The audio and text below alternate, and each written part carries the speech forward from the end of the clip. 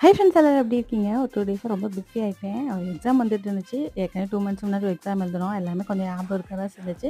இருந்தாலும் சும்மா போகக்கூடாது, ரிவிஷன் பண்ணணும்னு சொல்லிட்டு அப்படியே பாடி பெயின்லாம் இருந்துச்சு. இருந்தாலும் கொஞ்சம் படிக்கிற மாரி ஆயிருச்சு. ஸோ வந்து 2 டேஸா வந்து டயட் இருந்த வீடியோ தான் போடுறேன். நம்ம டயட் எடுத்ததுலேருந்து என்னன்னு தெரியல ஒரு சோர்வுனே ஆயிருச்சு. தம்பிக்கு முட்டை போடுறோம்னு சொல்லிட்டு சக்கரை பொங்கல் சாப்பிட்டாச்சு. அது பிள்ளையார் சத்துன்னு சொல்லிட்டு செஞ்ச பலகாரத்தெல்லாம் வெளுத்து வாங்கியாச்சு. சரி வந்து இன்னைக்கு 2 நாள் வந்து டயட் எடுப்போம்னு சொல்லிட்டு எடுத்தது தான்.